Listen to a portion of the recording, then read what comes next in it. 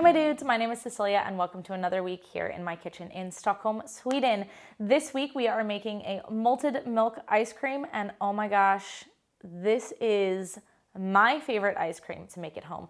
The recipe comes from David Leibowitz in his book, The Perfect Scoop, and I have been making this recipe for honestly years. I've made it so many times and it doesn't matter whether I make it in the States or in Sweden at home. It always comes out so great.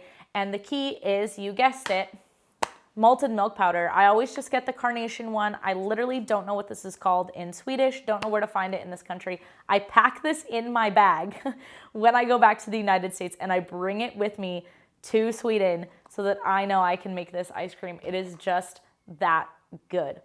It's rich, it has that cereal milk flavor that is just so good.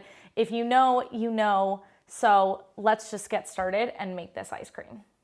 In a bowl, mix together 460 grams of cream, 75 grams of malt powder, and a splash of vanilla extract. Try to whisk out all the lumps, but it's going to be strained later, so you don't need to go nuts.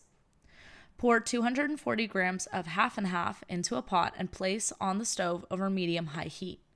While the half and half is warming up, stir together 6 egg yolks and 150 grams of sugar. Once the half and half is very warm but not boiling, temper it into the egg and sugar mixture. This is done by slowly pouring the hot half and half into the eggs while constantly stirring. Once it's all together, pour the mixture back into the pot and put it on the stove over medium-high heat. While stirring continuously, bring the mixture to 82 degrees Celsius. As soon as it hits 82 degrees, take it off the stove and pour it into the malt and cream mix. Stir until it's all together. Strain through a fine mesh strainer and refrigerate until completely cool, preferably overnight.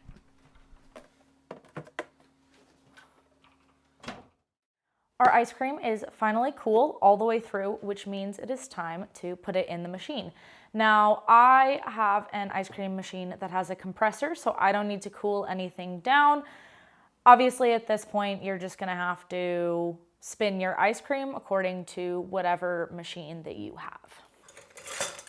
I always like to do just an extra quick little whisk in case anything has like settled to the bottom of the base. And then pour it in.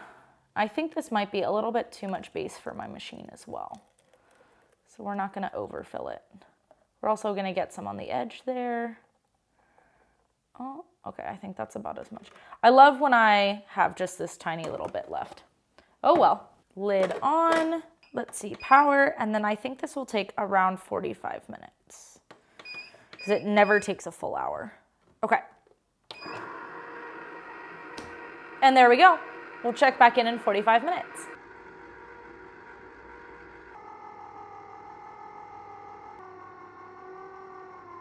So it's not even been 45 minutes, it's been about 40 minutes. My favorite thing about this machine is that it doesn't tell me it's done.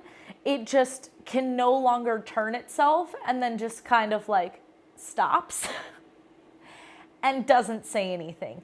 It just like continues to try to struggle. So I'm just gonna put it out of its misery and turn it off. But this ice cream looks so good. Let me grab a spoon. All right, let's see here. This is such a small little bowl. Oh my goodness. This looks so good. I'm very excited. All right, I'm just gonna eat some. Holy hell. Wow, that's such an awesome texture. The malt is so clutch in this recipe. I think this is why I love it so much, because it gives it so much body. There's so much body, there's so much depth of flavor.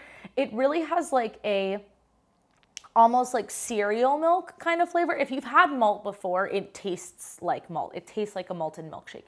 But if you haven't had malt before, it tastes kind of like cereal milk, which makes sense because the malt powder that you get is a combination of milk powder, malted barley, and wheat flour, at least according to Google, which sounds like it would be really weird to put in ice cream, but it's so delicious.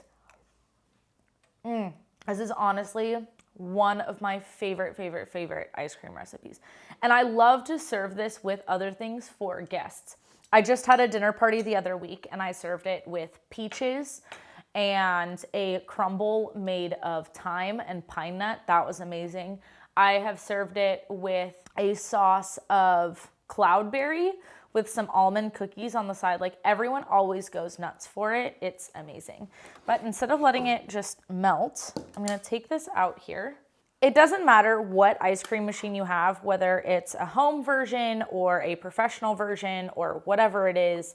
Like, the ice cream is never, you're basically never going to be able to serve it like freshly spun because it's so soft. I mean, don't get me wrong, this would be great to eat right now, but it really does improve with just like half an hour in the freezer, just to kind of get a little bit more stability, that tiniest bit more body, just a little bit more cold. This is not, you know, you guys, I keep buying these machines and they're just never my favorite.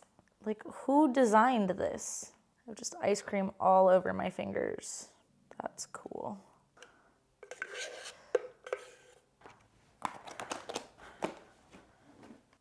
Thank you guys so much for watching. If you liked this week's video, then go ahead and check out this video next. And if you're interested in any of the background stuff, like how I test, how I film, how I edit any of these videos, I have a whole behind the scenes series on my TikTok, which I have linked down below. So go ahead and check that out as well. And I hope to see you around next week. Hej då!